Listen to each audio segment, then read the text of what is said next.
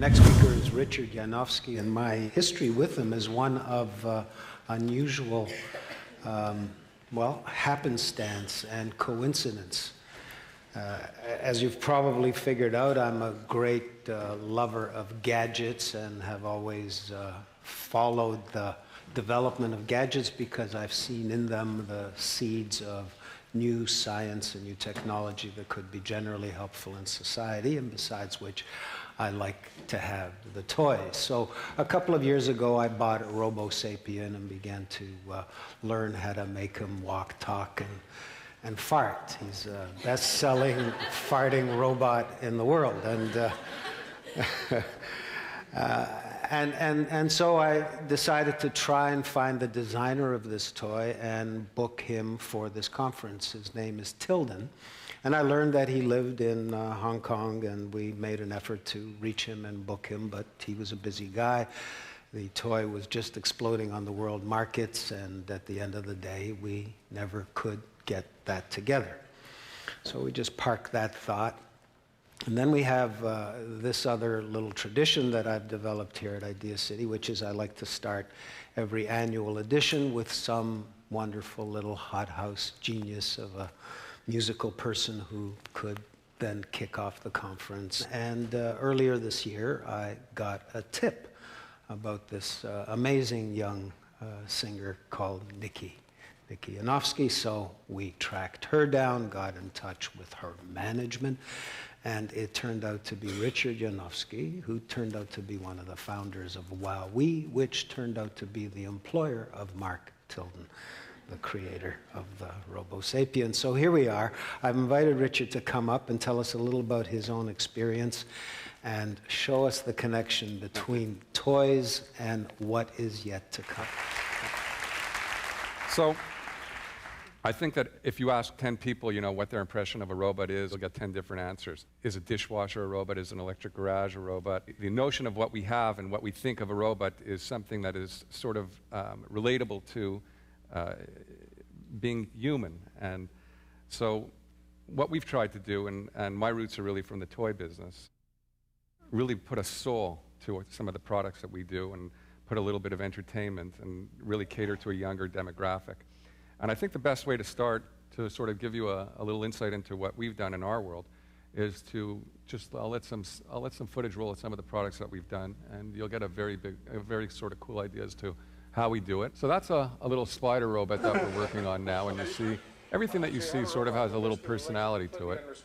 We're at the place where we're designing this product primarily for a demographic that's 16 and under. We're trying to make the price very elastic to that category as well. So typically our products up to date have been under $100, but we're looking to expand our demographic and take it up in age and obviously take it up in payoff. From the prehistoric past and the limitless future comes Roboraptor. 3 behavior modes. Vision sensors see you. Interactive, responsive, unpredictable. Roboraptor. Touch sensors in his head and tail make him powerfully interactive. Sonic sensors lock onto sound. He can hear you. Take control of Roboraptor with a multifunction remote or let him roam free. Sensory awareness lets him feel and react with his environment. Friend or predator, you decide. Roboraptor, a fusion of technology and personality. Batteries not included from WowWee. So I ended up selling the company in 2000 to Hasbro. You might have known they make G.I. Joe and all these action figures. And what happened is that my impression of the toy business and their impression of the toy business were very, very different. And I cater to the concept that kids are getting older younger and adults are getting younger older. I think the toy business is a misnomer. I don't think there really is a toy business anymore. I think there's a preschool business and a virtual business. And the virtual play is being brought to the market by the gatekeepers of the console business, the software business, the Nintendo Wii. The worlds of the adult robot business and how we know it and utilitarian payoffs, the world of entertainment robots are starting to fuse right now. And so what we've tried to do is we're catering to vision systems and facial recognition engines and object recognition and different types of sensors and the low-cost manufacturing facilities around those variables that will help us bring product to market. As we know the world of robots, we think of Honda's Asimo opening up the New York Stock Exchange. It's out of reach for the average consumer, and it's really a sort of glimpse into the future as to what conceivably a robot can do for you. So our approach from a business point of view is to come in from at a lower price point at first with a lower payoff to a lower age group and make it affordable. We started with Robosapien, and to Moses' point, it was the first farting robot, and we sold 4 million farting robots over the last 3-4 years. That robot exists and was designed to exist really at 2 levels, almost like a Looney Tunes animation, in that a little kid can watch the animation and it has different meanings to an adult. We provoke a big hacker component of the first iteration of Robosapien, where the circuit board said, welcome, when you come in and you can reprogram them, and much the same type of hoopla that's going around Roomba right now, we tried to provoke in Robosapien. There's hopefully a big need for this type of product around the house, and I'll show you some of the stuff that we're doing. What will you say when you first meet him? It's not real, is it? Can I touch him? Oh, I think he likes it. Cool. Does this sweater make me look fat? Pardon me. Dude, you gotta check this out. Billy's made a new friend. Okay, that is weird. The WowWee Alive chimp battery's not included. So real, it's unreal. Can I have one? What we've done here is we have a technique, a slush molding technique that we're over a frame of technology. We're able to put really replicate and duplicate faces of any type. This year, actually, we're doing an Elvis bust. That will be an MP3 player. It comes with all types of songs, a karaoke player, and it'll retail for around $200. But there's also other types of application in the world of, home, office automation, and that this is our first step to a digital receptionist. And obviously, the linkage that we have to the computer right now, all the different types of text-to-speech engines that exist, there's a lot of simulated yields that come very, very close to mirroring what we see in every product that we have coming in the near future. It incorporates a lot of this stuff. We've worked very hard on it. It'll retail for about $700. I'm hoping it'll be the world's first really affordable robot. It's strictly a simulation now. It's under wraps, but I'll show you where we're going with all this. Please wake up. It is now 7:30 a.m. RS3, good morning. Good morning, Julie. How are you? Oh, it's cold this morning. RS3, what's the weather like today? The weather report says that it will be bright but cold this morning, with a chance of rain this afternoon. RS3, can you check my email? Julie, you have 3 new emails. Would you like me to read them now? No, I'll read them later. Okay, you'll read them later. Is that correct? Yes. RS3, can you fetch the newspaper? You want me to fetch the newspaper? Of course. Object found. Thank you. RS3, should I take the car to work today or to the train? You would like to know if you should take the car to work or the train. Is that correct? Yes. Checking traffic update now. There is heavy traffic in the mid-downtown area. I would suggest to take the train today. You've got mail. Security alert from RS3. Wonder what the problem is. Oh, it's my brother. RS3, security alert acknowledged. No problem. Please resume guard mode. I wonder if he's still there. Board. Turn left. Board. No sign. Okay, I guess he's gone already. Oh no, I promised Chris I'd record the show for him and almost forgot. VHS player, check. Channel 3, 6:30 p.m. Cord, okay, done. Send. Recording. We're a Far East Canadian company.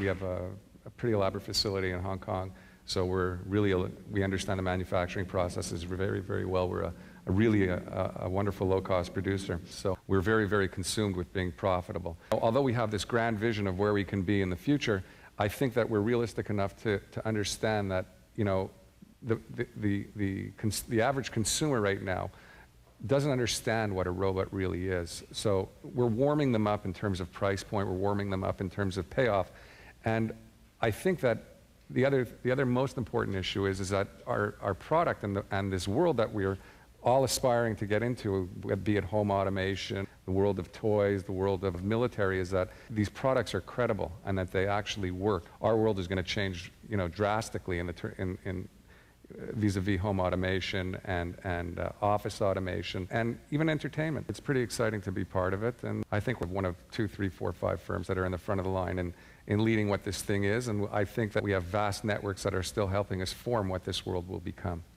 The last but not least, I'm going to go back to sort of my toy roots, and I'll just show you some flying technology of a new toy that we have coming out. You can harness the power of real flight with the Flytek Dragonfly, WowWee's awesome radio-controlled flying insect. Inspired by biology, powered by technology. With its cool dual-wing design, Flytek Dragonfly soars, banks, and dives with the precision of cutting-edge aerodynamics. The Flytek dual-level remote doubles the high-flying action with you in control. Amazing to fly, indoors and out. Flytek! Catch the buzz! Flytek Dragonfly comes with remote control charger, each sold separately, batteries not included, from WowWee. We were ratified in a very big way this year by the market on this product, so we have a whole new category of indoor flight, and we're going to take some of the play patterns that you see in your console games and hopefully make them 3D. We'll be able to, hopefully in a way, have dog fights in your house with flying jets and all types of really neat stuff. And that's sort of, we have all these different sort of buckets and these different verticals that are in different price points. And ideally, the lower price points at first are paying for the development and the R&D of the higher price points, and the higher price points are carrying a halo effect on the lower price points. So we're sitting in a really neat upward draft, and I think something that we're starting to understand a little bit better. WowWee, as much as it is a technology company and a consumer products company, it's really a culture. 20 points that have made up a lot of the ingredients of our success. And that is, number one, keep the top of the funnel wide, keep the bottom narrow, so that you want to have as many different alternatives, and then as product goes through the gauntlet, you strain your product and it distills into something that hopefully will be successful. One of my favorites is the difference between an idiot and a genius is very often success, and it's really true. In our business, you're a genius if your product is successful, and a real dumbbell if you've missed the mark. Something that I think that is the common denominator throughout this conference is build your process and sell its yield. Life is about the people you hang out with and the intelligence that you associate with. Create worlds that cater to escalation, so that nothing is drastic, especially in our world of robots. When you want to try a lot of different things, you have to live in an escalatory world. Gather inputs from disparate industries. They are often indicators to your world. Coming from the toy business, it used to be very easy to reach a kid, and that you would have 3 channels. You would have ABC, NBC, or CBS, and you'd advertise on those channels. And now, everything is diluted. How people watch and absorb new content is really consumer-driven now, versus it's not pushed to you anymore. You actually have the option to pull whatever you want from as many different disparate places as possible. It's presenting unbelievable challenges to the music industry, to the broadcasting business, but it's also forcing wonderful new technologies like YouTube. Reward success, don't punish failure. The reverse leads to a fear-based entity. Especially, I had the fortunate and misfortune of being acquired by Hasbro. There were some great elements to it, and there were some really crappy elements to it. The one of it was, I think that when a company is too monetarily driven, it becomes fear-based, and it cannibalizes innovation. Don't control ambition and intelligence. Work with it, or it leaves you. Be open-minded. Paranoid behavior closes down networks. Share knowledge. Share money. That's very important. If you want to build a vast network, people have to make money as you make money. If you don't let them make money, they end up leaving you. Understand the balance between empathy and insertion. Knowing another's needs enables better navigation.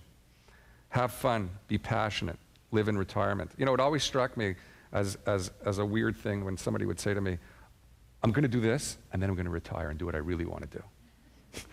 So the idea is if you're going to live a great life, the idea is to try and do it from the get-go. Don't be afraid to dream. It is the foundation of all things we are. Before you are king, you must think you are king. I think that's very, very important. Before you can be, before you are, you have to think you can be. you know, it's something that I tell my daughter.